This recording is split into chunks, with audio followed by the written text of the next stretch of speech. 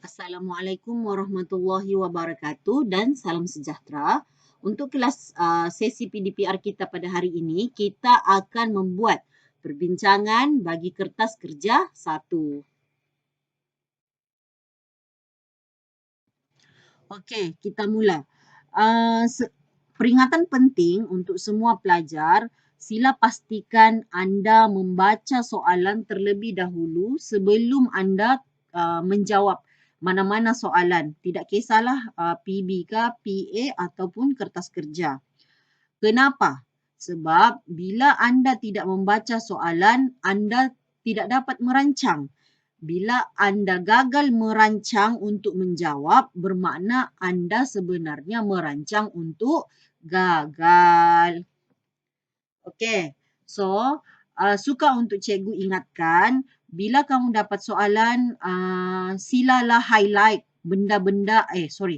maklumat-maklumat yang penting. Sebabnya soalan dia tidak saja-saja bagi dengan kamu maklumat-maklumat itu.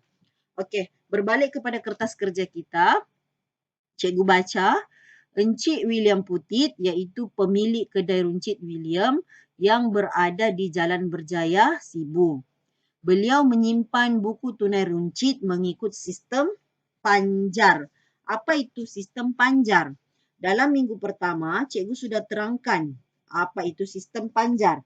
Iaitu sistem yang mengkehendaki supaya jumlah wang apungan ataupun dana apungan tunai runcit pada awal setiap bulan adalah sama. Maksudnya contoh bagi kes kedai runcit William, dia sudah tetapkan RM300 ni sebagai dana apungan tunai runcit. So, tidak ada pilihan, tidak kisahlah awal Februari ke, awal Mac ke, duit dalam tangan kerani tunai runcit mestilah berjumlah RM300. Seterusnya, Puan Maria binti Ahmad telah ditugaskan sebagai kerani tunai runcit. Maklumat ini juga penting sebab akan ada markah bila yang kamu markah untuk penandatangan. Contoh kamu buat yang disediakan oleh kerani tunai runcit yang disahkan oleh ataupun diluluskan oleh Encik William Putit. Kalaulah contoh kamu tulis yang disediakan oleh Encik William, so markah kamu telah hilang. So ini maklumat penting juga. Seterusnya, penggunaan wang tunai dalam bulan Februari adalah seperti berikut. Okey, suka untuk saya bawa kamu kepada jadual yang baris pertama. Dia tulis sana rekrutmen tunai runcit pada 1 Februari 2019. Apakah yang dimaksudkan dengan ini? Secara ringkasnya, pada hujung bulan 1 Januari 2019 bermakna dana apungan tunai runcit di dalam tangan Puan Maria hanya tinggal RM80. Tetapi ikut sistem panjar mesti RM300 by hook or by crook pada setiap awal bulan. Maka wujudlah rekrutmen tunai runcit. Apakah itu rekrutmen? Rekrutmen adalah proses untuk mendapatkan semula wang yang telah dibelanjakan. Jadi duit tinggal RM80, kita perlu jadikan dia dana apungan tu RM300 setiap awal bulan. Jadi kita top up lah lagi RM220. Kita minta balik dapatkan semula wang tunai runcit tu RM220 untuk menjadikan dana apungan tunai runcit pada 1 Februari 2019 menjadi RM300. Okey. Sambungan kepada soalan tadi adalah maklumat tambahan. Yang ini cikgu minta maaf terlebih dahululah sebab dekat latihan yang cikgu bagi kamu, cikgu tertinggal maklumat berkenaan kumpulan tol dan parking dan juga petrol. Sepatutnya adalah. Okey. So, lihat dekat maklumat tambahan, dia cakap sana analisis bayaran bagi bulan Februari adalah alat tulis and bla bla bla. Okey, So, analisis bayaran ini, bilakah maklumat ini kita perlukan? Iaitu ketika kita menyediakan borang tuntutan tunai runcit. Okey, kita pindah kepada soalan. Dia tulis, sebelum itu, bila kamu dapat maklumat tambahan ni, kamu kena ambil highlighter kamu, highlight ikut kumpulan. Macam contoh alat tulis cikgu highlight kali hijau, so kumpulan di bawahnya ahli-ahli di dalam kumpulan alat tulis adalah macam contoh kertas mahjong, sampul surat, pen dan kertas A4. Begitu juga dengan yang lain. Okey, seterusnya kita pindah kepada soalan. Berdasarkan urus niaga di atas, anda dikehendaki menyediakan voucher tunai runcit, voucher bayaran, buku kawalan tunai runcit dan akhir sekali borang tuntutan tunai runcit. Keempat-empat dokumen sumber ini adalah dokumen yang berbeza. Okey, secara ringkasnya, voucher tunai runcit diisi oleh penuntut, iaitu orang yang mengeluarkan duitnya terlebih dahulu untuk tujuan perbelanjaan. Jadi untuk dia claim balik ataupun dia menuntut balik perbelanjaan yang dia keluarkan, sebagai contoh, si A, dia beli kertas mahjong sebanyak RM12 pakai duitnya terlebih dahulu. So dia perlu menuntut balik RM12 ini, bagaimana? Dia perlu mengisi voucher tunai runcit dan dilampirkan bersama-sama dokumen sokongan seperti resit pembayaran ataupun bil. Bermakna voucher tunai runcit disediakan oleh penuntut dan dihantar kepada kerani tunai runcit. Selepas itu kita ada voucher bayaran. Voucher bayaran adalah dokumen dalaman, iaitu dokumen dokumen dalaman iaitu dokumen yang tidak mengalir keluar daripada syarikat. Ianya sama ada daripada dokumen yang daripada jabatan ke jabatan yang lain ataupun di dalam jabatan yang sama. Voucher bayaran ini disediakan untuk kes tunai runcit. Voucher bayaran disediakan oleh kerani akaun dan dihantar kepada kerani tunai runcit. Bila voucher bayaran ini dikeluarkan, iaitu apabila berlaku recoupment, iaitu apabila borang tuntutan tunai runcit diluluskan, maka kerani akaun akan sediakan voucher bayaran dan dihantar kepada kerani tunai runcit. Yang ketiga, buku kawalan tunai runcit. Buku kawalan tunai runcit adalah buku yang mengawal aliran masuk dan keluar dana apungan tunai runcit. Dan yang terakhir sekali adalah borang tuntutan tunai runcit. Borang ini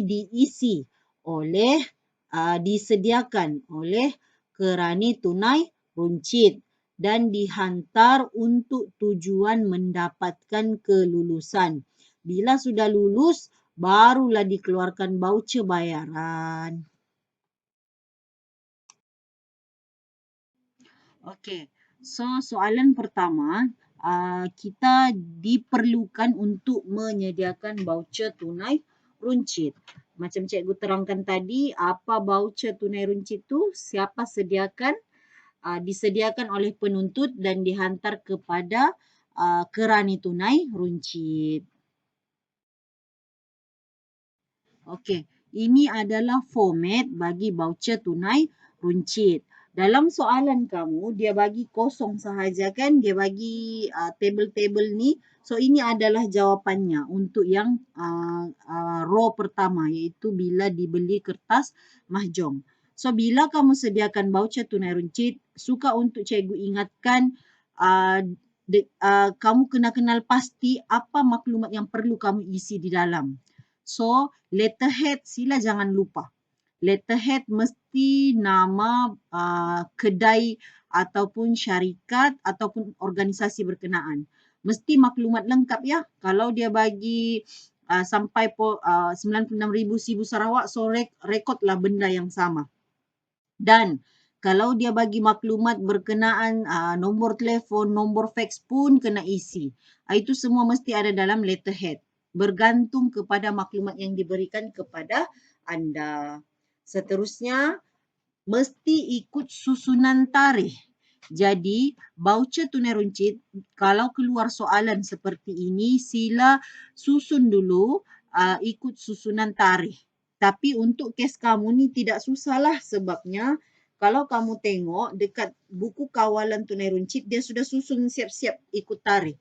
Jadi kamu tahulah yang pertama kamu perlu buat voucher tunai runcit untuk kertas mahjong, untuk tambang teksi, untuk bil minuman pelanggan, semua benda itulah sampai ke bawah. Dan bila dia ikut susunan tarikh, contoh 4 hari bulan 2 2019, dia punya rujukan, nombor rujukan pun running number. Maksudnya kalau yang pertama kamu rekodkan voucher tunai runcit untuk kertas mahjong, jadi BTR tu adalah voucher tunai runcit. BTR pertama 2 sebab bulan 2. 2001 bermaksud ini adalah voucher tunai runcit pertama. Jadi kalau tambang teksi nanti dia jadi BTR 2002. Seterusnya sampailah courier services. Seterusnya kepada itu mesti diisi kepada kerani tunai runcit. Inilah yang cikgu maksudkan tadi dekat soalan. Dia bukan saja dekat borang tuntutan tunai runcit, tapi maklumat berkenaan pun perlu juga untuk voucher tunai runcit. Okey, seterusnya maklumat tuntutan. Dekat keterangan tu tulislah duit dana apungan tunai runcit tu digunakan untuk apa? Untuk membeli kertas mahjong. So tulislah kertas mahjong, tulis 1. Kalau dia beli dalam satu resit tu ada 2, kertas mahjong 1, satu lagi marker pen tu letaklah nombor 2. Lepas tu kena tulis jumlah jumlah pembelian tu lah, macam kes kertas mahjong RM12. Okey, dekat bawah tu ada lagi tulisan ringgit. Mesti tulis 12 sahaja dalam perkataan. Dan yang terakhir sekali, perlulah dokumen voucher tunai runcit ini ditandatangani oleh penerima dokumen. Siapa yang menerima dokumen? Puan Maria binti Ahmad, iaitu kerani tunai runcit. Dia terima daripada siapa? Daripada penuntut. Siapa yang perlu luluskan voucher tunai runcit ini? Sudah pasti Encik William, iaitu pengurus ataupun pemilik kedai runcit William.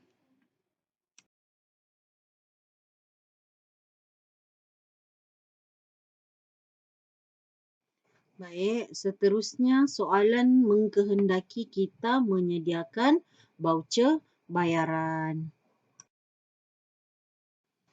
Okey, so yang ini adalah format bagi voucher bayaran. Kalau anda lihat pada jadual yang disediakan oleh dalam soalan tadi, kita ada 2 kali buat recoupment, iaitu pada 1 bulan 2 2019 dan juga pada 28 bulan 2 2019. So recoupment voucher bayaran ini adalah untuk recoupment yang pertama, iaitu pada 1 bulan 2 2019. Seperti biasa, letterhead perlu lengkap, tarikh dan juga PV number ataupun voucher bayaran punya nombor rujukan perlulah mengikut susunan tarikh. Maksud PV 01, 0215 itu adalah voucher bayaran ini adalah voucher bayaran yang dikeluarkan pertama sekali, iaitu voucher bayaran pertama pada bulan 2 untuk tahun 2019. Ada kesilapannya dekat situ, sepatutnya 19. Okey. Seterusnya, perkara itu perlulah diletakkan sama ada tuntutan gantian tunai runcit ataupun recoupment tunai runcit. Dan jangan lupa jumlah. Baik, yang tadi tu cikgu terangkan berkenaan dengan recoupment tunai runcit pada 1 bulan 2 2019. So yang sekarang punya voucher bayaran adalah bertujuan untuk rekrutmen tunai runcit yang berlaku pada 28 bulan 2 2019. Prosedurnya pun sama, dia punya format. Letterhead mesti ada susunan, mesti ikut susunan tarikh. Kalau yang tadi tu, dia punya dokumen adalah PV 010215. So yang seterusnya ini diletak sana PV 200215. So kena ikutlah. Kenapa diletak PV 20 cikgu? Kenapa bukan PV 02? Sebabnya voucher bayaran ni bukan dikeluarkan hanya bertujuan untuk tuntutan gantian tunai runcit. Dia boleh juga kita membayar contoh kepada kita punya pemiutang. Itu pun kita perlu keluarkan voucher bayaran. Bermakna voucher bayaran pada 28 bulan 2 yang kita sediakan ini adalah voucher bayaran yang ke-20 pada bulan 2 untuk tahun 2019. Okey, sama juga konsepnya disediakan oleh kerani akaun, diluluskan oleh pengurus dan diterima oleh Puan Mariah iaitu kerani tunai runcit. Untuk makluman kamu, kerani akaun iaitu orang yang menyediakan voucher bayaran adalah orang yang berbeza dengan kerani tunai runcit. Beza voucher bayaran dengan voucher tunai runcit adalah pada kolom pertama. Kalau voucher tunai runcit, kolom pertama adalah kita punya bilangan iaitu bilangan 1, bilangan 2, 3, 4 dan seterusnya. Tetapi kalau dalam voucher bayaran, kolom pertama itu dikhususkan untuk akaun. Untuk kes gantian tunai runcit, akaunnya adalah akaun tunai runcit. Seterusnya, kita perlu sediakan buku kawalan tunai runcit. Okey, ini adalah format bagi buku kawalan tunai runcit. Suka untuk cikgu ingatkan, untuk buku kawalan tunai runcit, kita ada 6 lajur ataupun kolom. Di bawah sekali perlu ada maklumat berkenaan siapa yang menyediakan buku kawalan tunai runcit, siapa yang menyemak buku kawalan tunai runcit dan juga siapa yang meluluskan buku kawalan tunai runcit. So, bila kamu nampak buku kawalan tunai runcit ini, kita beranggapan baki pada 31 bulan 1 2019 adalah sebanyak RM80. Maka pada 1 bulan 2 2019 perlu membuat rekrutmen menggunakan PV 010215 sebanyak RM220 untuk menjadikan baki sebanyak RM300 iaitu dana apungan tunai runcit yang telah ditetapkan sebanyak RM300 lah. Okey, so ikut balik dalam jadual yang telah disediakan di dalam soalan mesti ikut susunan tarikh iaitu 4, 6, 12 dan seterusnya. Masukkan juga perkara seperti biasa, rujukan mesti running number. BTR tu adalah voucher tunai runcit. Macam yang pertama kertas mahjong 2001 bermaksud yang seterusnya mestilah 1, 2, 3 sampai ke 10. Okey. So, dekat untuk bank rekrutmen yang pertama menggunakan PV 010215, kita mendapat kemasukan dalam buku kawalan tunai runcit. So, kalau kemasukan mesti di sebelah debit. Kalau berlaku pembayaran mesti di sebelah kredit ataupun pengeluaran dana apungan tunai runcit. Sekarang ini PV 01 ni iaitu voucher bayaran adalah untuk tujuan rekrutmen iaitu kita mendapatkan semula perbelanjaan wang yang telah dibelanjakan. So kita tambah RM220 menjadikan baki sebanyak RM300. Cikgu, kenapa jadi RM300? Kan kita sudah anggap baki pada 31 bulan 1 sebanyak RM80. Jadi formulanya senang sebab baki mesti 300 pada awal bulan. So 300 tolak 220 sama dengan 80. Bermakna baki buku kawalan tunai runcit pada 31 bulan 1 adalah sebanyak RM80. Okey, seterusnya pada 4 bulan 2 kita telah mengeluarkan duit untuk tujuan pembelian kertas mahjong, iaitu berlaku pembayaran lah. So, kalau pembayaran mestilah di sebelah kredit. So, 300 tolak RM12, mesti tolak ya, so kita membayar sama dengan RM288. Begitulah seterusnya. Baik, seterusnya pada 28 bulan 2 berlaku lagi semula prosedur recoupment tunai runcit. Maksudnya kita minta balik duit, tuntut balik duit yang telah dibelanjakan lah. So, berapa yang perlu kita tuntut? Kalau kamu kira amount daripada kertas mahjong sampailah courier services adalah sebanyak RM170. Jadi, kita perlu dapatkan semula RM170 ni sebab kita sudah belanjakan. Okey, jadi kalau kita tambah 170 dengan 130 bersamaan dengan RM300. Maka pada 1 bulan 3 2019 baki dalam tangan tu sudah memang 300 lah. So kita sudah cukupkan pada 28 hari bulan.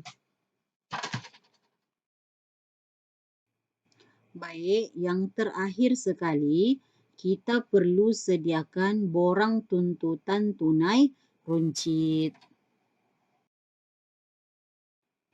Okey, ini adalah format bagi borang tuntutan tunai runcit. Kita ada 6 kolom juga, iaitu 6 lajur.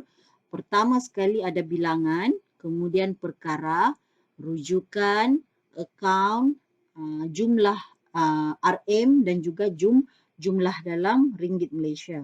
Okey, so macam yang saya terangkan awal tadi, kita perlu sediakan borang tuntutan tunai runcit ini mengikut kumpulan analisis bayaran. Kumpulannya tu yang macam diberikan semasa maklumat tambahan tadi, iaitu kita ada alat tulis, keraian. Keraian ini adalah entertainment. Dalam bahasa Inggerisnya lah, kita ada petrol, kita ada tambang dan perjalanan, tol dan parking dan juga pos. Ini semuanya mesti di dalam kolom account. Okey, so kita bermula dengan kertas mahjong, ikutlah kumpulannya. Yang ini kamu kena ingat ya, kumpulannya macam contoh alat tulis, selalu orang keliru sampul surat tu selalu orang masukkan dalam pos. Tapi sebenarnya memanglah sampul surat tu di pos dekat courier dekat contoh pejabat pos, tapi ianya masih dalam kategori alat tulis. Keraian ni macam yang cikgu cakap tadi, entertainment expenses. So itu berkaitanlah dengan minuman pelanggan ataupun kuih muih untuk kita jamu kepada orang. So petrol dan sama jugalah dengan yang lain. So RM untuk kertas mahjong letak RM12. RM untuk sampul surat ya RM11. Pen RM17. So totalkan yang di dalam kumpulan ini sahaja menjadi RM40. So akhir sekali jumlah akhir adalah RM170. Sama juga dengan dokumen yang sebelum ni kita sediakan. Di sini kita perlu juga ada 3 perkara ni, iaitu disediakan oleh kerani tunai runcit. Macam yang cikgu cakap lah, borang tuntutan tunai runcit disediakan oleh kerani tunai runcit. Siapa semak penyelia akaun dan siapa yang meluluskannya adalah pengurus.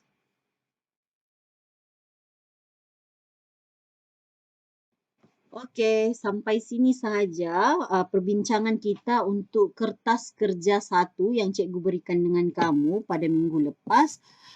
Sekiranya ada soalan ataupun apa-apa yang merungsingkan anda ataupun yang kamu masih ragu, boleh bertanya dengan saya pada sesi soal jawab.